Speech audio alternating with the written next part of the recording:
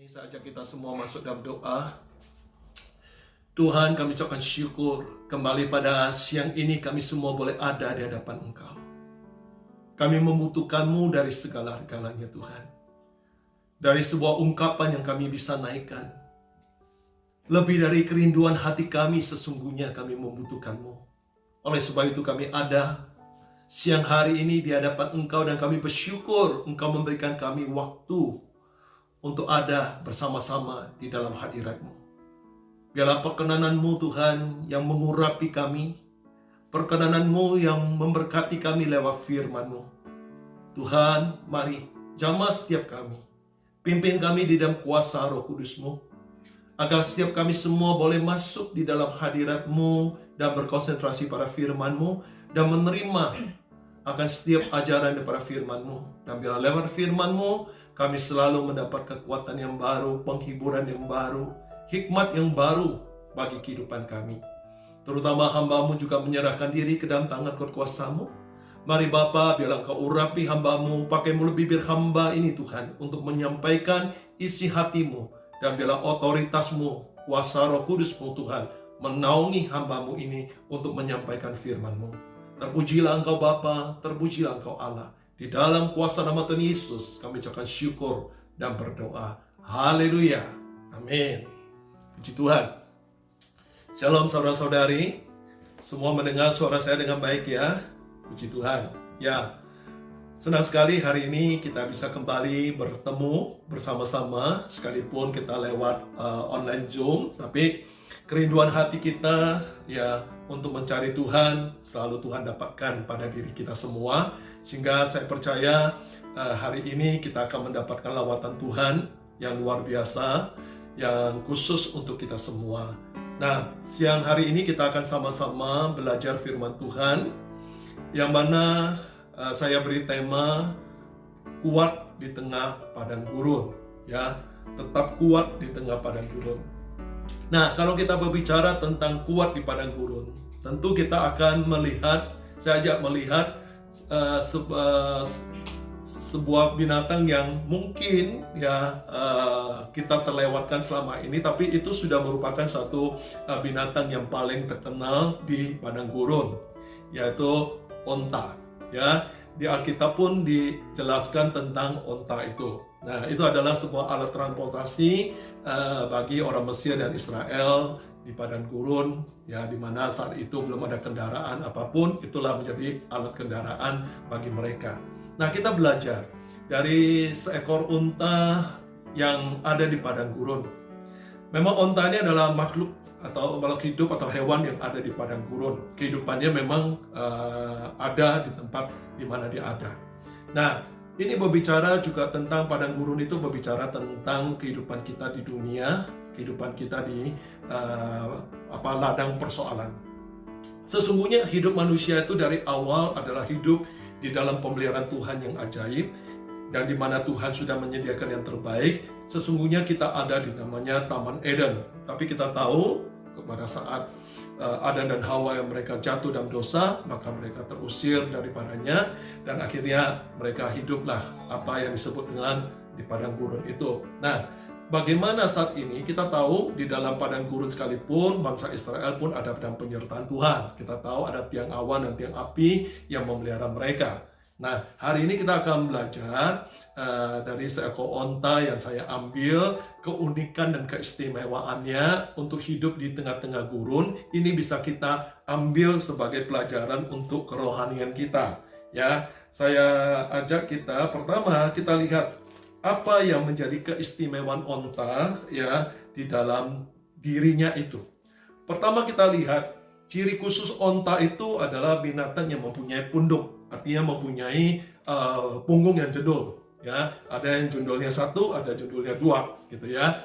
Nah, jendulnya itu, punduknya itu, selain buat ya kalau buat manusia tunggangin itu lebih gampang, tapi buat onta itu sendiri punya sesuatu yang luar biasa.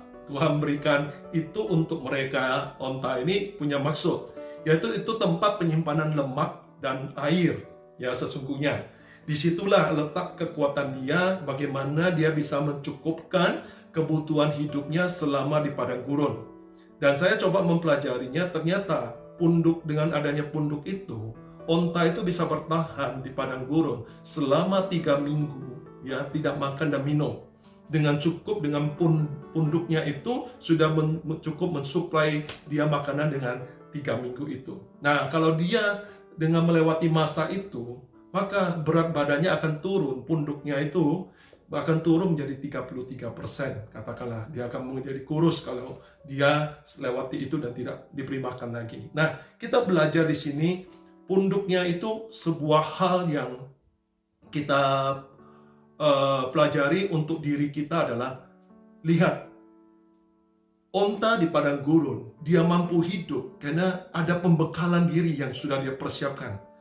Nah, kita juga perlu di tengah-tengah kehidupan kita yang padang gurun, kita perlu mempersiapkan pembekalan diri kita. Apa sih yang menjadi pembekalan diri kita? Kita buka pada Amsal 4 ayat 6. Supaya di padang gurun ini kita mampu hidup. Ya, seringkali padang gurun ini kita khawatir, kita takut karena kita merasa kita tidak mampu. Memang kalau untuk ukuran manusia di padang gurun yang seperti para unta ini, hewan onta ini tinggal, itu tidak mungkin manusia bisa hidup lebih dari 36 jam tanpa makan dan minum karena situasi yang ada. Nah, kita hari ini kita mau belajar di tengah-tengah padang gurun masalah kita. Apa sih yang kita bisa pelajari dari seekor unta yang punya punduk itu untuk kehidupan kita menghadapi padang gurun itu? Makanya saya kasih tema kuat di tengah padang gurun. Ayat Amsal 4 ayat yang ke-6 di sini mengatakan begini. Janganlah meninggalkan hikmat itu, maka engkau akan dipeliharanya. Kasihilah dia, maka engkau akan dijaganya. Permulaan hikmat ayat 7 ialah perolehlah hikmat, dan dengan segala yang kau perolehlah pengertian. Nah, pembekalan yang pertama yang selalu ada dalam hidup kita tidak lain adalah hikmat firman Tuhan.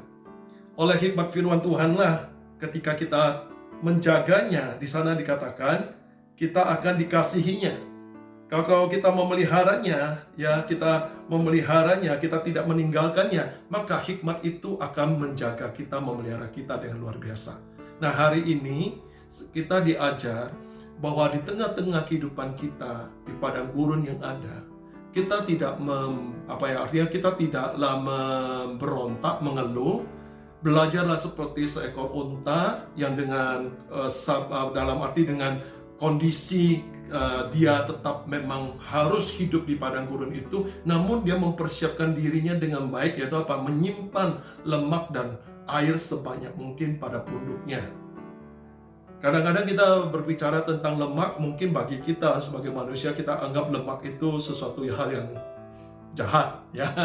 Lemak di daging sesungguhnya bukan hal yang jahat, ya, tapi lemak pada organ tubuh, ya, yaitu ada pada dalam diri kita, organnya itu yang jahat. Nah, di sini kita belajar firman Tuhan adalah lemak bagi hidup kita. Dia adalah bagian yang harus kita terima senantiasa untuk membekali kehidupan di tengah-tengah gurun ini, supaya kita bisa bertahan, kita bisa melewatinya, ya. Sekalipun kita harus ada di dalam cobaan yang berat, ya. Seperti tadi dikatakan, kita harus mungkin, Toriana mengatakan dia belajar untuk puasa, kita pun belajar untuk puasa. Nah, tapi di tengah-tengah hal demikian, kita bisa kuat. Karena apa? Karena kita membekali diri dengan firman.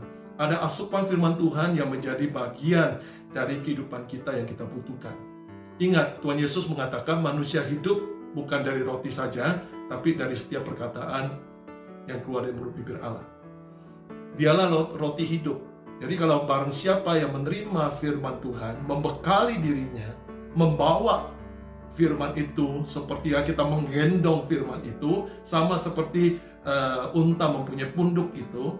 Demikianlah kalau kita membawa hikmat itu bersama dengan kita, maka di sana dikatakan kalau kita tidak pernah meninggalkan hikmat, maka engkau akan dipeliharanya. Bahkan ketika engkau mengasihinya, engkau akan dijaganya. Maka daripada itu, ketika engkau menerima firman, jagalah itu.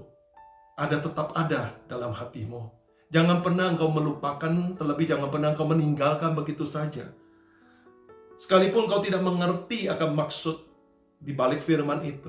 Tapi dengan iman engkau memeliharanya, dengan iman engkau mengambilnya menjadi sebuah kebutuhan hidup, maka dengan itulah firman itu akan menjaga dan memelihara hidupmu.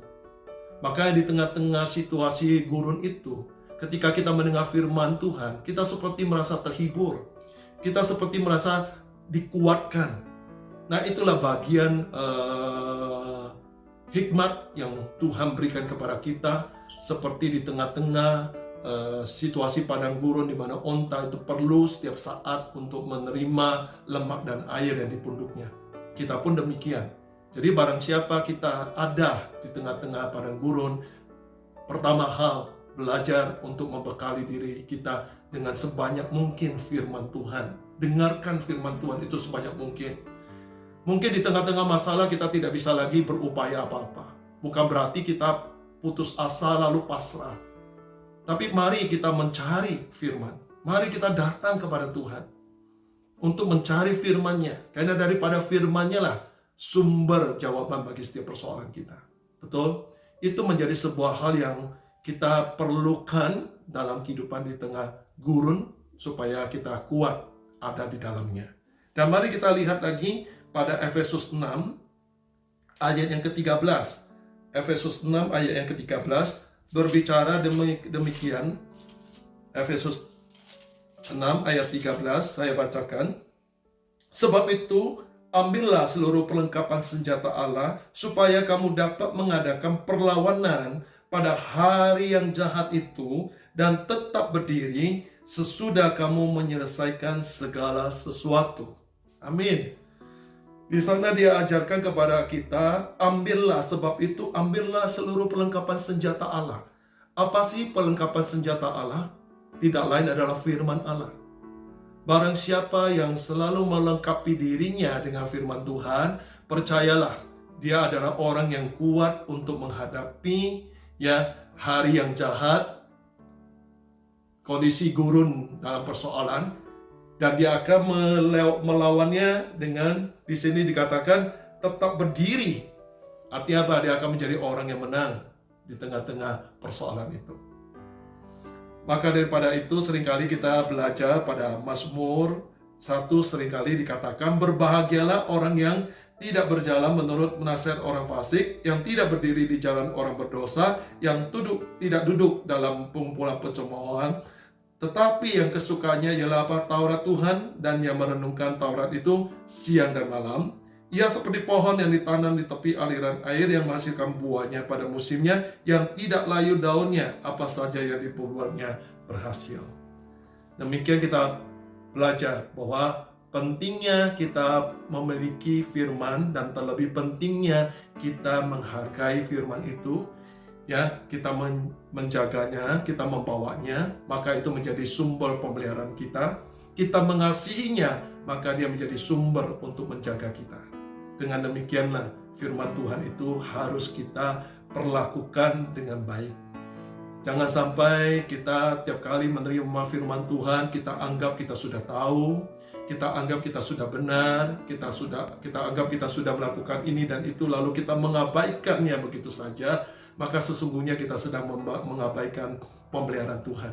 Tapi barang siapa yang mencintai firman Tuhan dan mengasihi firman Tuhan sedemikian rupa, sekalipun dia sudah mendengar, sekalipun dia sudah katakanlah ada di dalam kondisi yang menyatu dengan firman, tapi dia tidak pernah sombong rohani, dia selalu rendah hati untuk menerima firman itu, maka percayalah, orang ini akan selalu dalam pemeliharaan Tuhan yang luar biasa. Demikianlah kita seharusnya belajar demi hal tersebut. Nah, hal yang kedua daripada seekor unta yang bisa kita pelajari, yaitu mata. Mata unta ini luar biasa. Dia bisa berjalan di tengah-tengah kegelapan, tanpa penerangan pun dia bisa. Ini hal yang luar biasa.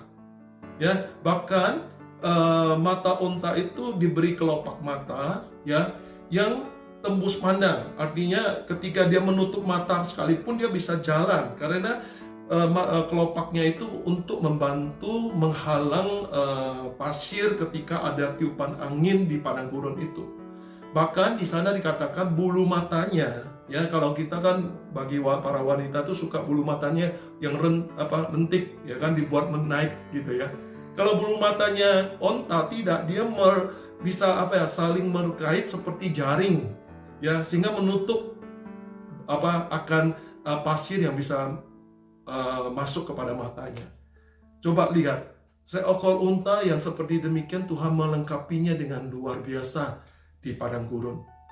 Maka untuk hidup di padang gurun, kita harus belajar dari hewan-hewan di padang gurun ini. Apa sih keunikannya dan kelebihannya sehingga mereka bisa hidup? Nah, ini menjadi pelajaran bagi rohani kita tentang mata.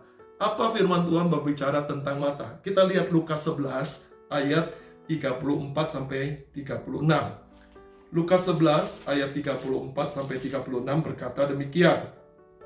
Ya, saya bacakan. Matamu adalah pelita tubuhmu. Jika matamu baik, teranglah seluruh tubuhmu. Tetapi jika matamu jahat, gelaplah tubuhmu.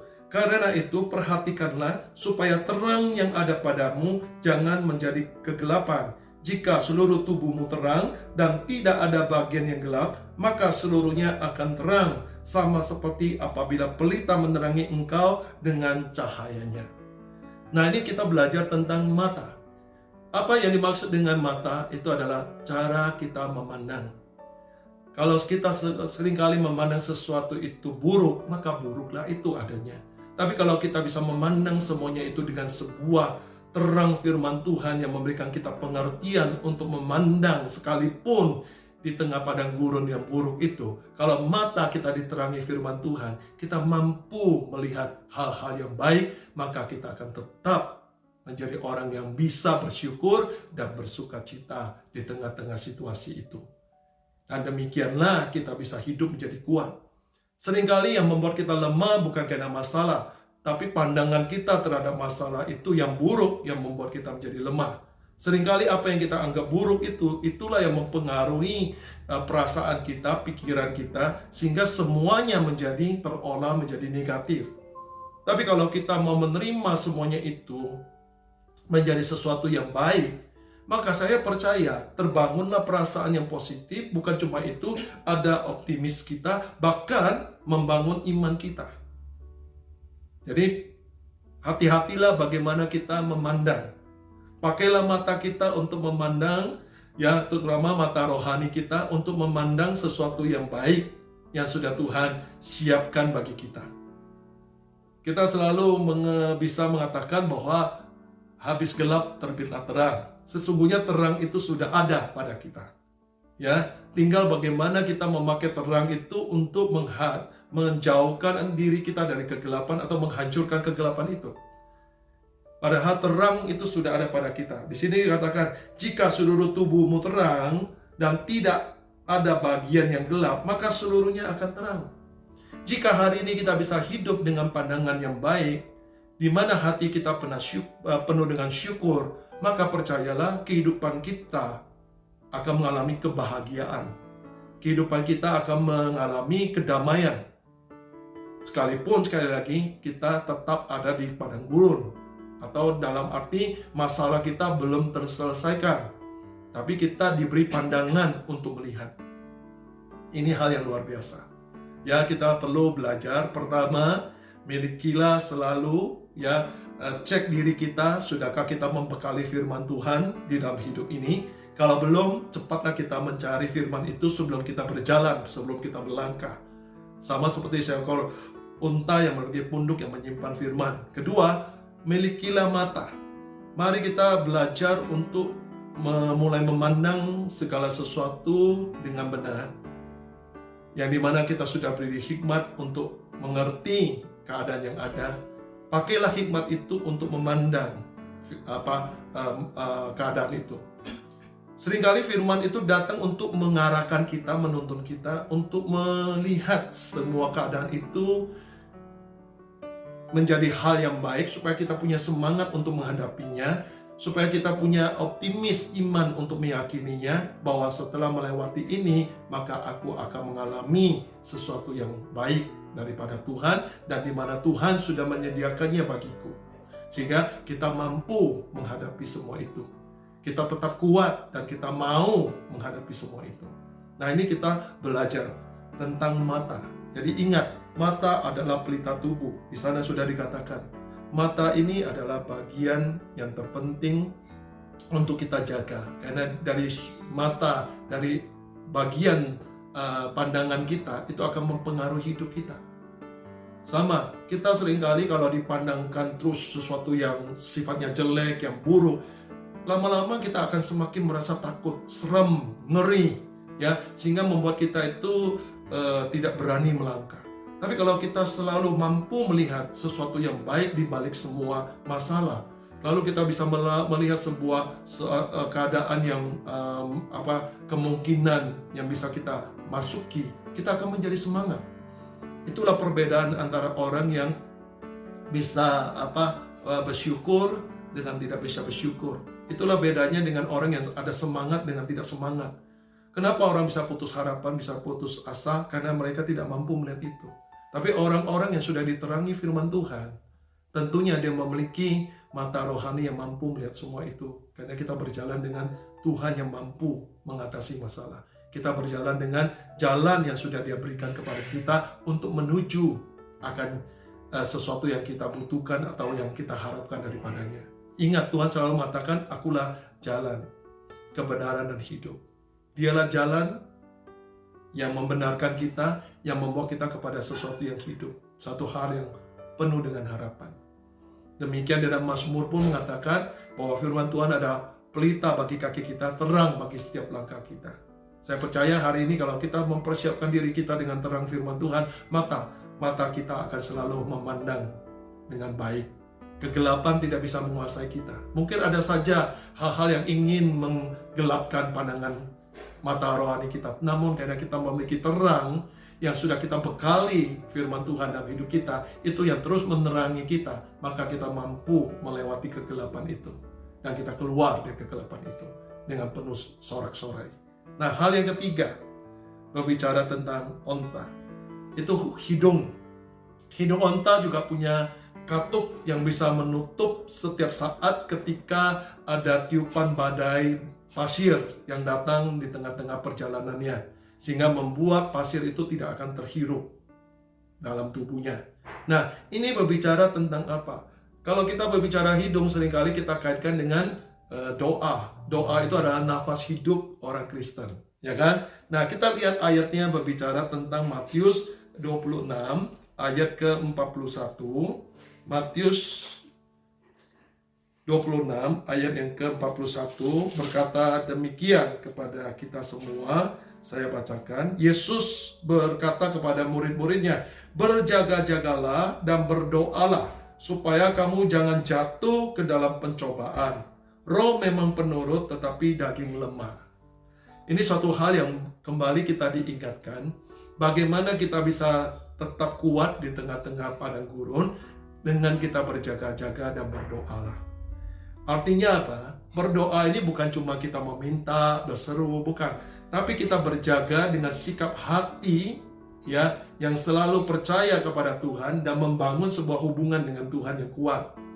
Itulah yang sesungguhnya dikatakan sebagai doa, sebagai nafas hidup orang percaya.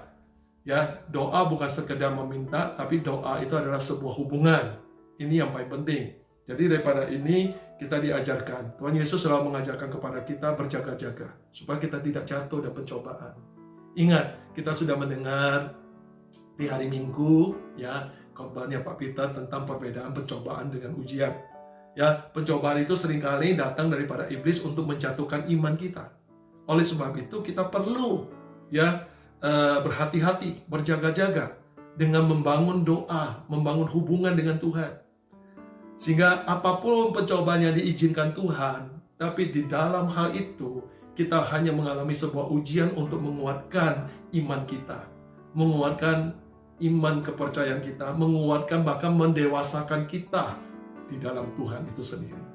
Jadi hal ini sangat indah kita pelajari ya dari seekor onta yang sekalipun ya ini bagian keunikan dan kelebihan onta untuk hidup di tengah padang gurun, itu bisa menjadi sebuah pelajaran bagi kita untuk mempelajari kehidupan kita di dalam dunia ini ya, di dalam pelajaran rohani tentunya. Ya, jadi pertama kita sudah tahu kita harus memelihara firman, kedua kita harus menjaga mata kita, dan ketiga kita harus membangun mesbah doa, ya, hubungan terutama dengan Tuhan. Saya percaya di tengah-tengah padang gurun seberat apapun, kalau kita tetap membangun doa, hubungan yang kuat dengan Tuhan, percayalah daripadanya lah kekuatan kita, dan segala sesuatu dapat kita tanggung di dalam kekuatannya. Ini yang membuat kita menjadi pribadi yang kuat di tengah gurun. Hal yang keempat, yaitu kaki unta.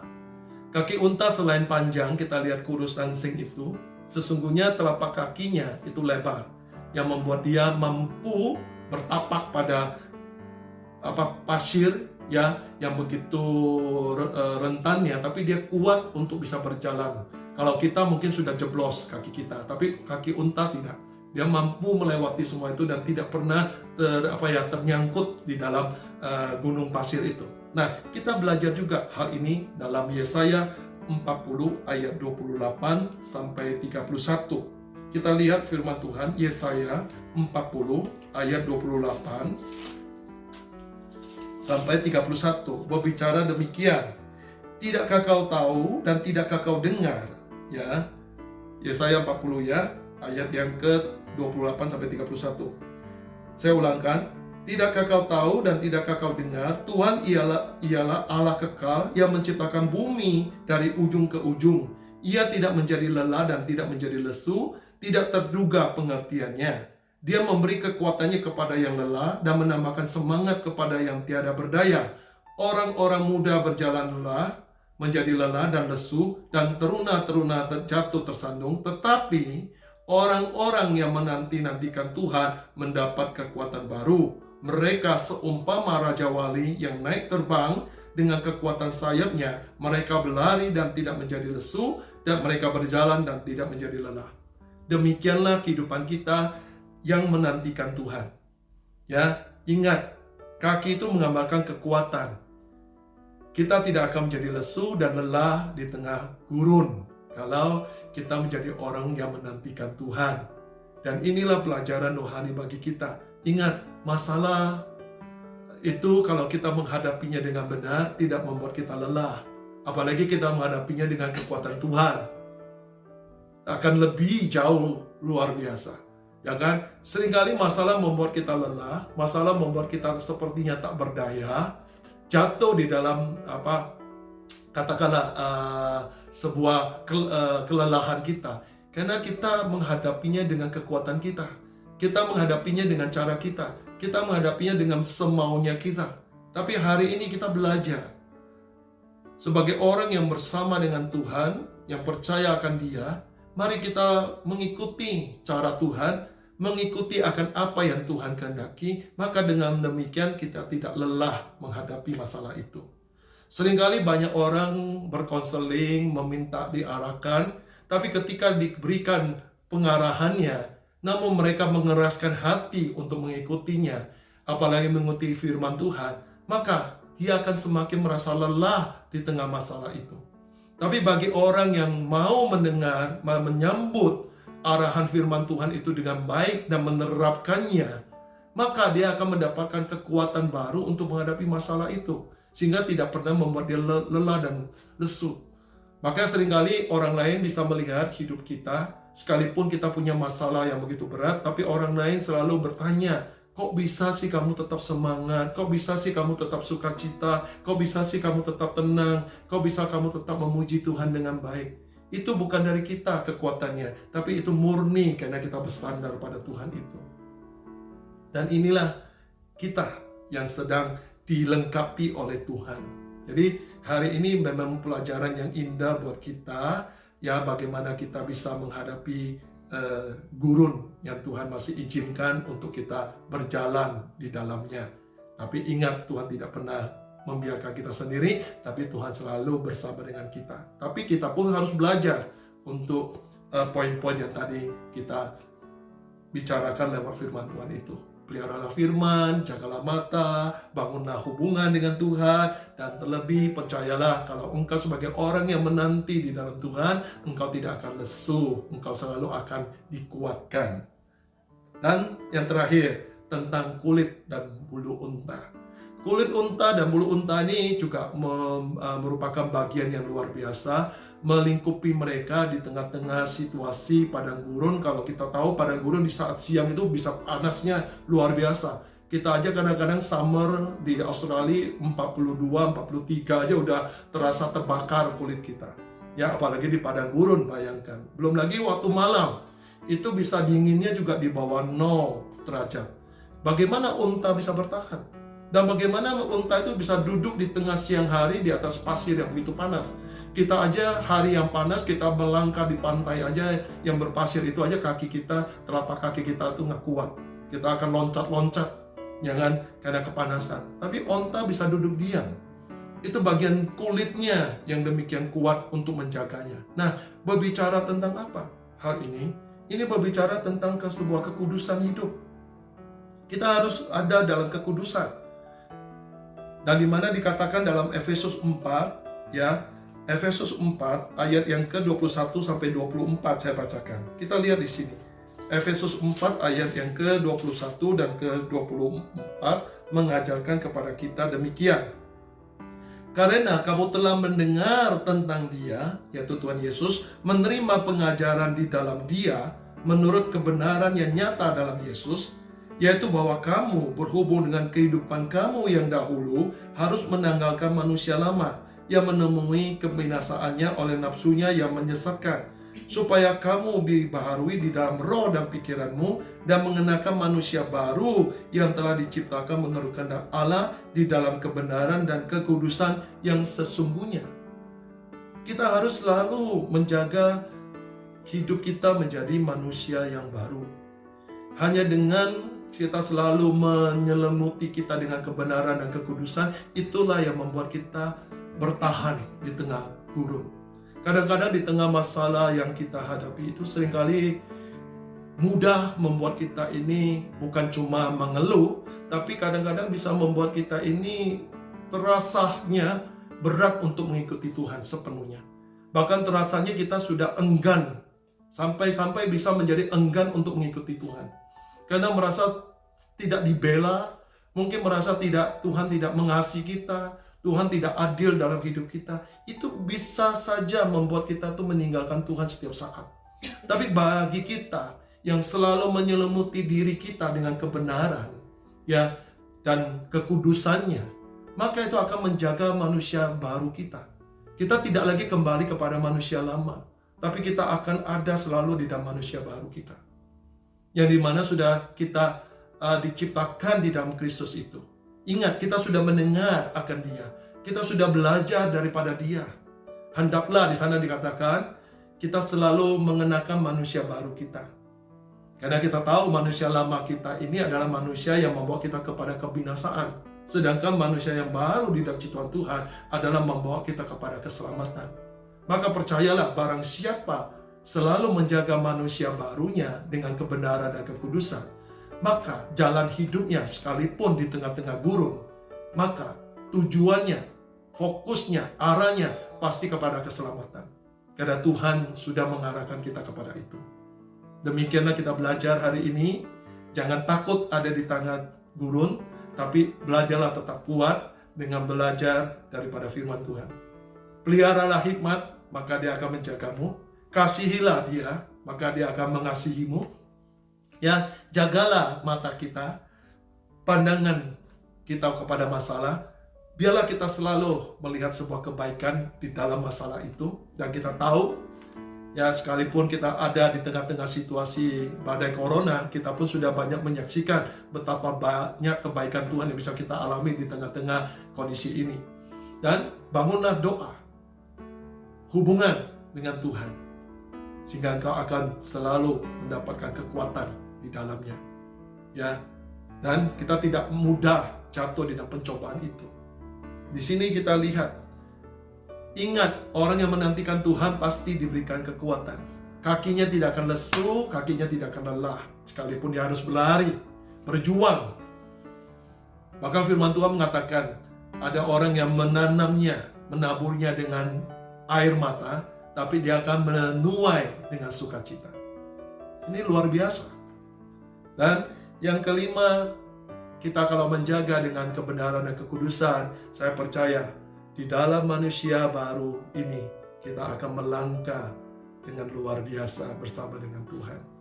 Puji Tuhan, Tuhan memelihara kita semua di tengah-tengah gurun kehidupan ini. Semangat, Tuhan memberkati kita semua.